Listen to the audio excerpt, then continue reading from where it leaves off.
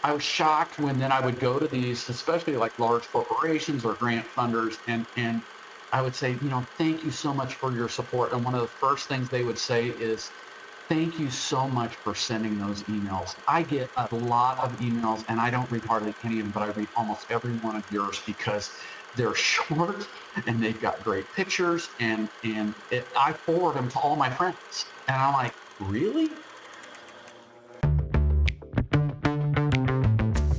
You're on a mission, and you just need more people to know about it. And whether you're brand new to marketing or a seasoned pro, we are all looking for answers to make marketing decisions with purpose. I'm Monica Pitts, a techie, crafty business owner, mom, and aerial dancer who solves communication challenges through technology. This podcast is all about digging in and going digital. I'll share my marketing know-how and business experience from almost 20 years of misadventures. I'll be your backup dancer, so you can stop doubting and get moving towards marketing with purpose. Hello, everybody, and welcome back to Marketing with Purpose. I have an inspirational story to bring to you today, one that I think is really fun, simply because I see the possibility in everything, literally. Like one of my favorite things to do is go to thrift stores and find things. And when I was younger, I would go and find pieces of clothing and I would alter them into anything from curtains to just being able to be wearable objects. And so when Mike reached out to me and told me about his nonprofit organization where they collect used instruments and then they distribute them out to kids in the community, and not just in his community, actually, like way farther reaching than that, and then teach them how to play them. I'm like, that's even better. Like, we're repurposing and it's totally awesome. So, Mike, I'm going to stop talking and I'm going to let you introduce yourself. Tell us about you and your organization. Yeah. So my name is Mike Meyer, from the Kansas City area, and grew up in a family business here, which we still operate today. It's 57 years old. Mom and dad started it. And we're in the retail music business. So we work with lots of kids in schools and education. And then my other hat that I wear started just about 13 years ago now. And it is a nonprofit that I started called Band of Angels. And it kind of started from we would be working with students and parents, and we always had kids that would come into either schools or the store, and they were not able to, rent a music instrument, so they would not be able to be in the program at school. And so I thought, gosh, we've sold so many of these that there's a lot of them in a closet that aren't being used, and wouldn't it be cool if we could get those back out? And then when that scenario presents itself, we just pair them up. And so that's what Band of Angels does. And so I'm super excited. So I kind of wear two hats. The business owner hat and the executive director hat, it sounds like. Yeah. It's been a real interesting journey. I've grown up with a family business, and then certainly I've been in it for 30 years, but it's a for-profit business. And so then to navigate and learn and understand the nonprofit world and the sector and the way it operates was a big learning curve. So they operate similarly, but very much differently. And so it's been really fun to have both sides. I think having the business knowledge has really made me probably much better at the other side. So I'm glad I had that first. But yeah, it's definitely a learning experience. I'm glad you shared that wisdom, because I was going to ask, how did being a business owner prepare you for running a nonprofit? Because Yeah. they're a lot the same in that you have processes and you need money to operate, you need funds, but then they're a lot different too. And probably the way that you talk about yourself and present yourself.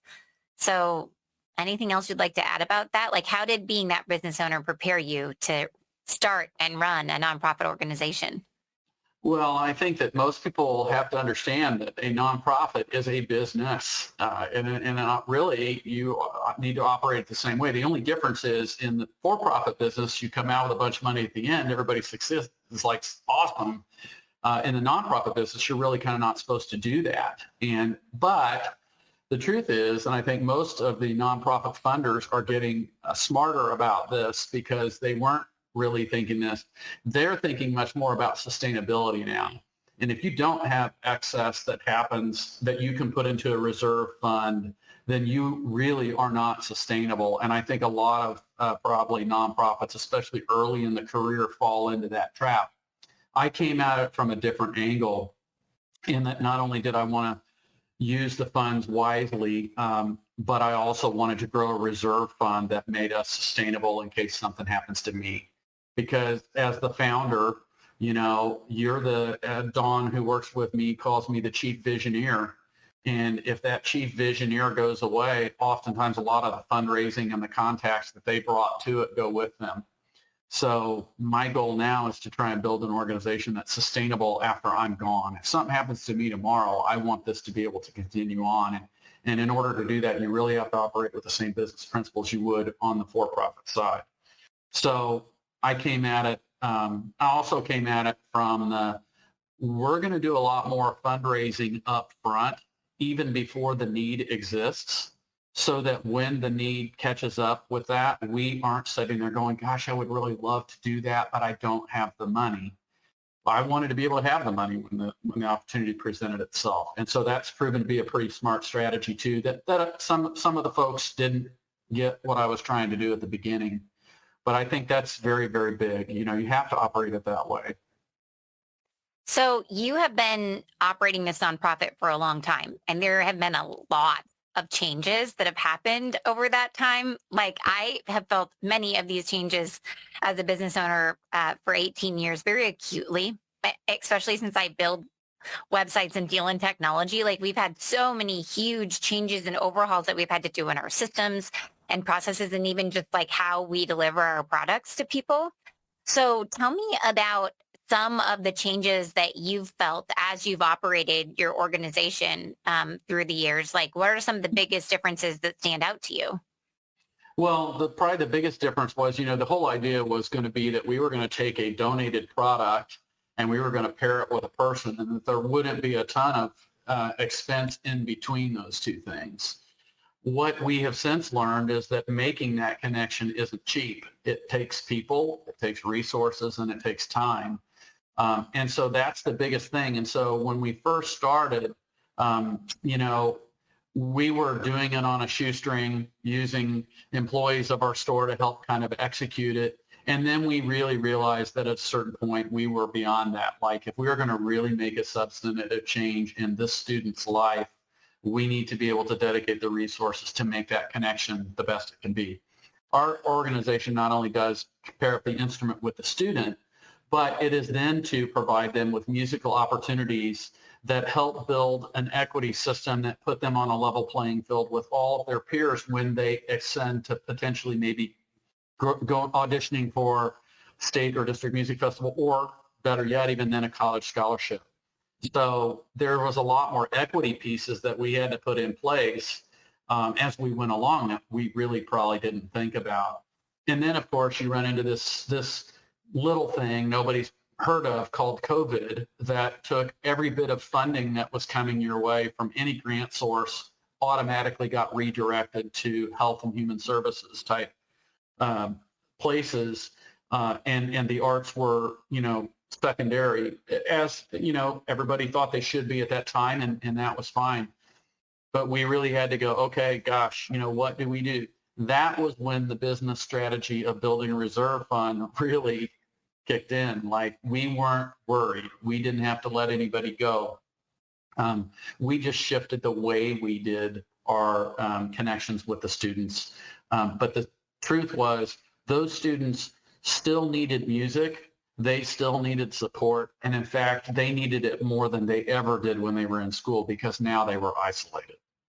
So we definitely had to change the way that we approached the students and the way that we made the connections.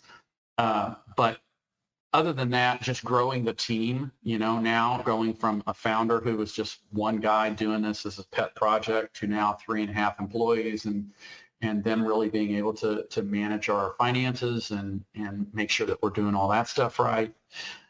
So there's been a lot of changes along the way, lots of changes. So do you still, I imagine during COVID, you guys probably transitioned to like a virtual uh, school kind of model.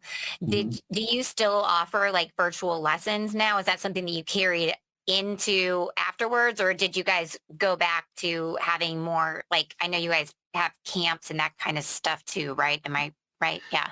Yeah, so the thing about Band of Angels is we don't actually put on the camp. We simply fund the scholarships to send the students to the camp. So Okay. those camps, and the reason we do that is because there is no one size fits all for a student. We want that student to go to the camp that best suits their needs. If that means jazz studies with an instructor in New York, then that's one place they would go. If that means going to a concert band clinic at University of Kansas in Kansas, then that's that. So we want to pair up the students with the right places that they want to go. Um, so it's, that's our main focus. And I got away from the question. Ask me the question again because I kind of think I got away from what you were asking. Well, Oh, it sounds like you guys allowed the purveyors of the teaching to adjust their teaching styles, and the way that you communicated with the students probably adjusted as well. I just wondered if that continued into the future, or if it's not yeah. virtual at all anymore. Yes. Okay. Thank you for bringing me back on there. It did for a year or two, and then I think that has somewhat fallen away, which is, I think, unfortunate because I still want to make that an option. But the reality is it requires a lot more technology than a lot of people think to make it really have the effect that you want to have. During COVID, we did shift to a virtual model and funded the entire camp pretty much for University of Kansas Midwestern Music Camp. Here was the really cool thing that happened. Previous to COVID, there was about 300 people that attended that camp each summer in person. When we went to the virtual model, and most of those kids that attended in person were from the Kansas, maybe Missouri, because we're close to the border of those two states.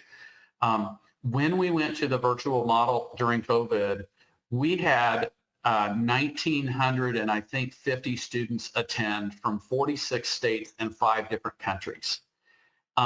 We paid for each of the instructors at KU to create virtual content and YouTube content for the students to consume, along with Zoom sessions where they could get in, hundreds of kids at the same time. And when we added up all the interactions, it was like 18,000, I think, or 11,800 interactions that happened in a 3-day period. So that was like 11,000 lessons that wouldn't have happened otherwise. So while it was a challenge, it was a huge win, and it showed us the potential. It also opened up the opportunity for some of the camps to continue to use virtual speakers, because now it was acceptable to have a student or a teacher Zoom in from LA. So we had a couple of amazing artists Zoom in from North Carolina, from New York, from LA, right there to the auditorium at Kansas the following year. And at home, students could sign on. So if some of that has fallen away, but I hope that some of it stays, like the virtual clinicians will still stay as a part of the camp. While I don't love all the things that COVID afforded us as a society, I really do love all the options for virtual education. I take aerial classes, and we have people joining us from other places, which is so incredibly cool. And then also, like, I take classes occasionally from a lady who does workshops over in the UK. Like, I just don't know if that would have happened. So I think it's pretty awesome. So one question that I have, like, transitioning away from virtual things, I know that a lot of arts organizations have a challenge expressing their value, right? They say, oh, well, people don't want to donate to arts because they just think that we're doing dance classes for kids, or they just think that we're teaching music. And it makes me angry inside and sad inside when I hear that, because I know that's not the case, right? And Right. I feel like you guys do a good job of expressing the value that you're bringing to people through your organization. Can you talk a little bit about that? Maybe like inspire some of the other arts organizations to like get their pride on, like, yes, we do awesome things. Yeah, well, that's very true, and I think a great deal of that happens through your social channels these days. And we've put a big emphasis on making sure that we recorded the pictures and the videos of the students getting the things. Now, I know not every organization has that luxury, and we do, but sharing the stories with your consumer, your grant funder, your donor is incredibly important. So if you look at our Instagram and our Facebook and our LinkedIn, I mean, it is being updated regularly, and we're seeing it. And we're keeping that message in front of them, which I think is very, very important. And Christy, our person right now who's handling that, does a fantastic job. I think it's just very important that you also keep that individual communication with them. So I was talking to another organization and speaking to them a week ago, and I told them that I have created this email that I call my smile emails. And I just started it 12 years ago as a thing because I got to see all the smiles from the kids and the parents and the life-changing moments. And the people that were really donating the money, they didn't get to see that. And so I was like, gosh, I wish everybody was here to experience this right now like I'm getting to experience. So I started recording those or just creating a picture and doing a small email directly from me. It does not go through a mail server. It comes directly from me. And in small groups, I've created some small distribution lists that I send it out to. It's not a small group of people anymore. There's a lot of them that go out, but it's like 2 paragraphs, and it would say like a smile with a tear, or a smile blown through the horn. You'll feel a smile from this horn, or whatever it is.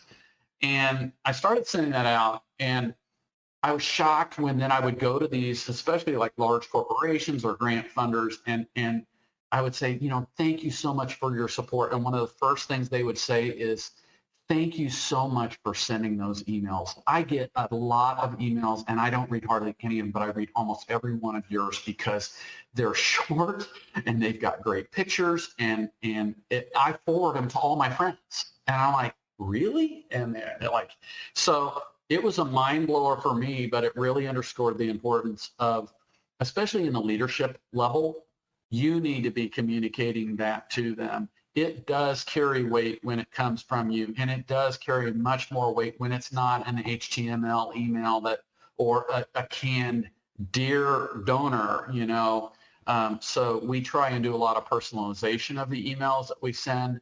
I'm sending the ones directly from me. And here's another thing. I don't ask for money in those emails. Now, I probably just offended every fundraiser in the country. Is like, oh my God, why aren't you asking for emails? But the minute that I do, they're going to quit reading them. So there's no ask in the email. It's just, hey, I want to share this awesome moment that we had with Alexandra today. I loved it, and I think you will too. And so those are the ways we're keeping arts in front of people and the importance of it. To be honest with you, Monica, I was surprised by the level of support from the community for the arts. I really was. I was blown away. I thought this was my little pet project. I didn't have any idea it was going to grow to this size and continuing to grow. I really think that the thing I want our audience, if you're listening right now, I want you to take away from what he just said is that he consistently thanks his donors, and he consistently tells them the difference that they're making by allowing him to use their generous donations to be able to spread this like awesome gift into the world.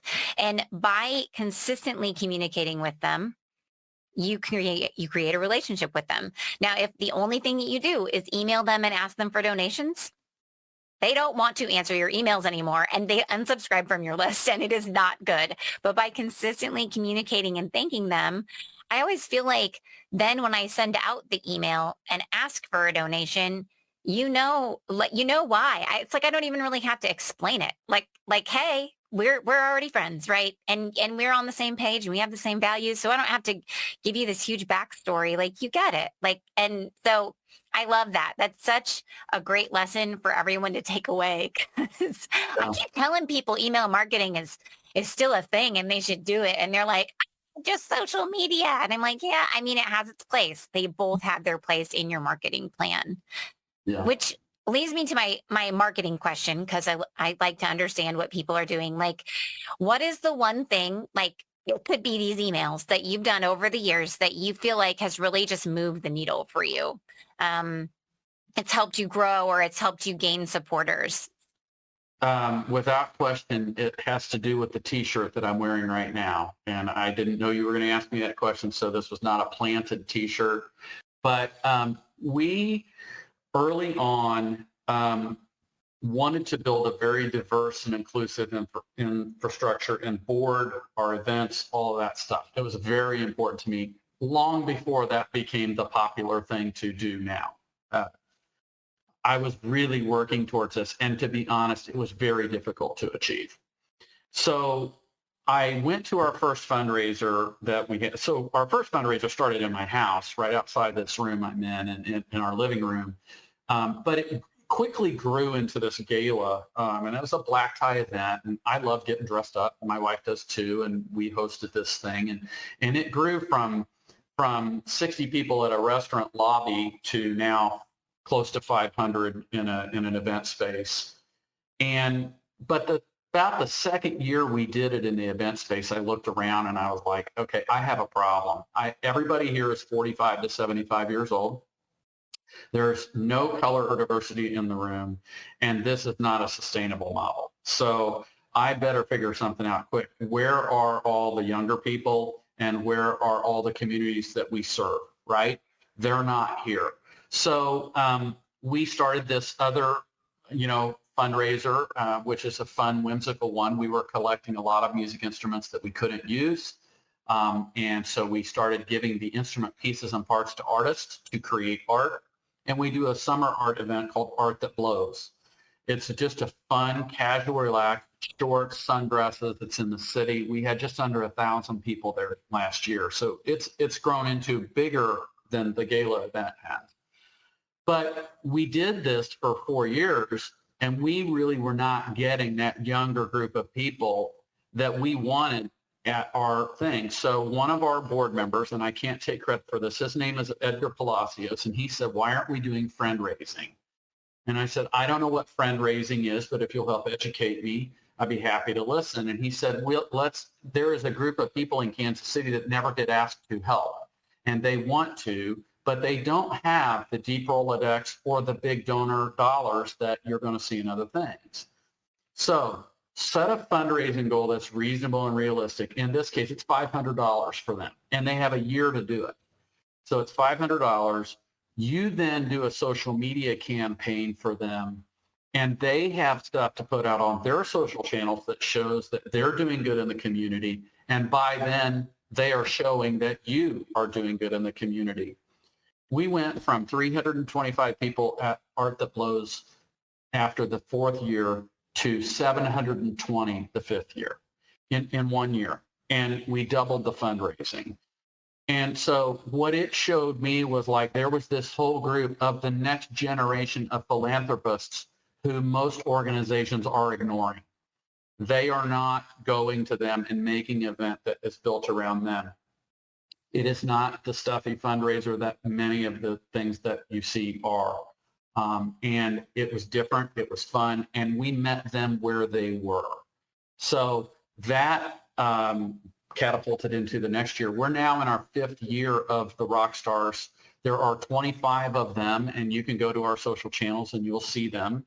There are 25 of them that are pushing out content all year long that we created for them. And we do all the hard work. We do all the verbiage. We do a photo shoot with them, take the pictures, push it all out. They don't have to do very much. Last year's group raised over $70,000. This group of 25 to 40-year-olds, they raised over $70,000 to support the organization.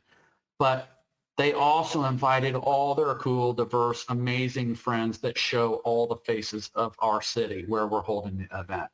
And that was the biggest win. So that Rockstars program, I think, honestly, is one of the biggest things that moved the needle.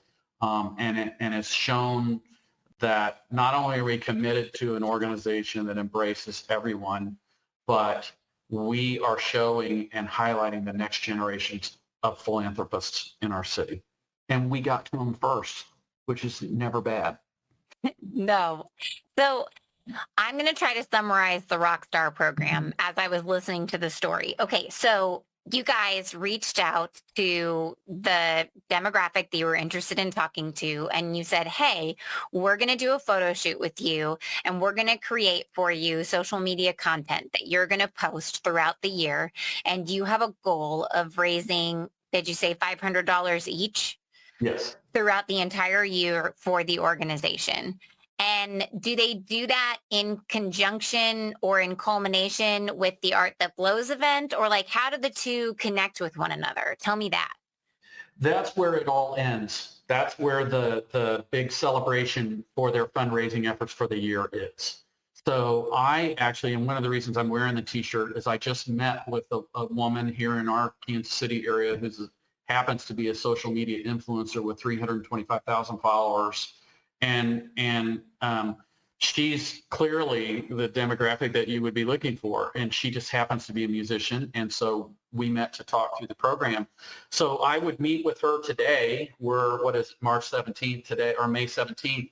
And then I told her, I said, look, the nominations for these will then come out in October. So we'll send you out that email that you said, here's your goal. You accept that. November, we do a photo shoot, and then we start creating the social media campaign for them. It has 5 different looks, so that they have 5 different unique posts to push out. We create all the social media verbiage for them. And then throughout the year, they go out and they might host a fundraiser. So we have some people that are doing a bingo fundraiser. We have some people that are doing a fashion show fundraiser. That's what their passion was. And then the proceeds, all of those come back to us. That then all culminates on July 14th this year in Kansas City. There's going to be an incredible event called Art That Blows, and that's where we really celebrate the rock stars. We show all the fun little stuff that you can make out of the instrument parts, and it's a silent auction. So that's like the big finish up to the campaign, and then after that we have a private party just for them. It's just a small gathering. We present them with their Rockstar t-shirts and their cover photo that they did on a poster board, so they can put that in their office. So not only is it great marketing for them, which is important, because that's the other thing. It's got to be a win-win, right? You just keep going to donors and asking for something, there's nothing in it for them, they're going to stop. But with this group, we've engaged them. Now, here's the awesome part. We now have a Rockstar alumni organization, which now has 100 people in it that have been engaged in our cause, and they love what we're doing. They've stayed engaged. Several board members have come from that group.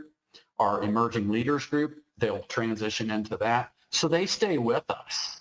But the thing ties together with Art That Blows. They know they're raising money for Art That Blows, and then that's when the big culmination party to celebrate all their success is. So I'm sure everybody's asking themselves, like, this is great, but where do you find these humans? Any like piece of wisdom that you could impart to people who are like, man, we do want to do more peer-to-peer campaigns, because that's what it is. You're doing peer-to-peer and you are really supporting them, which is one of the things that's making it so successful. So how do you find these humans? Especially maybe think back 4 years, the first time that you did it, because I bet it's easier to find them now, but like, how do you find them? So I find them from a variety of places, but going back to the first class, Edgar, the guy that told me about friend raising, he was Hispanic, and he had a very, very diverse friend network. He lived in downtown Kansas City area, which has been super revitalized, and it's a really cool place to be. So he went out and identified almost all of the first year's class. And then there were 2 other people in town, Scott and Aaron, who helped us gather some additional people, and they participated themselves. The second year, then, we went back to that Rockstar Fest and said, okay, this was awesome. You guys crushed. Help us find more friends. And so they then started referring them. So it was a combination of them helping us find them. We developed a small little committee of 25-year-olds who rolled in a lot of the networking circles here in town, and they help us identify them. And then, to be honest with you, keep your eyes open. Cool people are right in front of you all the time. And I looked at social media. I looked for people on LinkedIn that were doing interesting posts, that were engaging. I wasn't looking for the home run author, speaker person necessarily. I was just looking for somebody that was locally putting out great stuff. And I found some of them, and I just reached out to them via LinkedIn Messenger. And I just said, hey, I have this charity in town. We do this really cool thing. Here's a video about what we do. I would love to just sit down and have coffee with you and hear your story. And so that's what I'm doing now. What I have is I have my team. There's 3.5 people that work for us, and I'm saying to them, like, if you see somebody that you're following or that you think is really interesting, let me know. Let's reach out to them. It doesn't work 100% of the time, but I'll be honest with you, it does work about 80% of the time. And then if it's not working with somebody that I'm very interested in, I will go back to my LinkedIn network and say, does anybody know this person? Or I'll go to a few key people that I know a ton of people and say, anybody know this person? I would really like to meet this person. Can you help make that introduction? So I'm leveraging a couple of different networks to do it, but I'm honestly just keeping my eyes open, And the woman that I met with today, she came from one of our employees that is doing social media. Saw her on social media, said, this gal's in Kansas City. I follow her in music circles. I run into her. She's interesting. You should meet her. And so that's what I do. Do a lot of coffee. I hear the business owner in you really coming out in that last answer to the question, because this is like just getting scrappy and figuring out and not being afraid to ask a question or ask for business. And so I bet that a lot of that experience of running your business, it definitely comes into play and benefits you when you're like approaching people and doing that ask to be part of your rockstar group. It sounds like it's helping you along a lot. It really is. I think people just want to be asked first. You have to make the first move, Mm-hmm. You have to become comfortable with being uncomfortable, right? And Mm-hmm. so make the first move, because I've been really surprised. There were people that I've reached out to that I thought, no way in the world is this person going to respond to me. And they did. And then we met and they were like, I think what you're doing is amazing and I want to be a part of it. How can I be a part of it? I love it. I love it. Okay, so as we wrap up, any final piece of nugget or wisdom that maybe you haven't already imparted businesses or nonprofits alike, I think they can both learn from the journey that you went through with Band of Angels. Anything you want to tell them before we wrap up our conversation? Yes. Play the long game. Far too often, people that get into networking and people that get into building a business, they're playing the short game. And I have a good friend here in Kansas City named Andre that I met with for coffee one morning, and he said he's a business development guy, and so he was very into that world. And he's like, look, build a relationship with people first. He said, it's about so many salespeople and so many marketers think it's like this. They're like, they meet somebody for coffee and they sit down and talk for a couple of minutes and they're like, well, you know what? This sounds great. You know what? I got a ring in my pocket. My mom's out in the car. I'd like to introduce you to her. Why don't we just do this? Like, you go on a first date and imagine that was the response. Look, people don't want to be just approached to buy. Now, look, we all know why we're being approached, right? We get it. But let's take some time to develop the relationship and play the long game, and don't come in for the kiss too fast, if you will. You've got to take your time. And then the second thing is, it's been incredibly helpful for me in the nonprofit space. Be humble and thankful and grateful when people donate to you, and don't be mad at your friends when they don't, because that's a thing a lot of people think, oh, I can go to this person. You never know what those people find important in their life and what they may already be doing. I never, ever ask with the expectation that they're going to say yes. If they do, that's awesome and I'm excited. But I also never ask with the expectation that I'm going to be mad at them if they don't. And I think that I feel like that if I don't ask, I'm depriving a person an opportunity to participate. And if they choose not to participate, that just wasn't for them, but they're still my friend and they're still a great person, and I'm going to continue to embrace them. So that's what I call playing the long game. I love it. Play the long game. I 100% agree. We don't have to do things huge right out the gate. We can start small and build, learn from our mistakes, and continue to develop relationships. And I think that everybody's just happier on the other end that way, like working from that place of servitude, just like you do. I love it. That is great advice. So if people want to learn more about Band of Angels or reach out and not touch you like physically, but get in touch with you, how do they do that? Well, we have a variety of social channels, Band of Angels KC, I think, on Instagram, and Band of Angels on TikTok, LinkedIn. Our website is bandofangels.org. So there's a tremendous amount of resources and contact, and all of our contact information is on that site. But absolutely, please reach out to us. We're a nationwide organization that is headquartered in Kansas City. We have shipped instruments to all over the country. We have sent kids to music camps. And there will be another group of them going to camp at about 10 different camps in 10 different states in the next month. So if you know of somebody who has a need, financial need for that, please reach out to us. But we're pretty easy to find, bandofangels.org. Thank you so much for joining us today. And hopefully everybody, you can take a little nugget of goodness with you, at least just like those smile emails, right? Just remember to thank people and remember that the long game is going to always get you where you want to go. So thank you so much for joining us again. And thank you everybody for listening. And until next time, go forth and market with purpose. To get a copy of the show notes and all those links that we just heard from our guest, head on over to mayecreate.com, MAYECREATE.com. And of course, I have to tell you the things that all podcasters are supposed to tell you at the end of their episodes. Like, if you thought this was awesome, you could subscribe. And then I would get to tell you when I have new stuff for you to learn, and new episodes, and new people to meet, new stories to tell. Oh, and of course, I would really love it if you left a review. So head on over to mayecreate.com for those show notes, MAYECREATE.com, or maybe even contact my team about building that next website.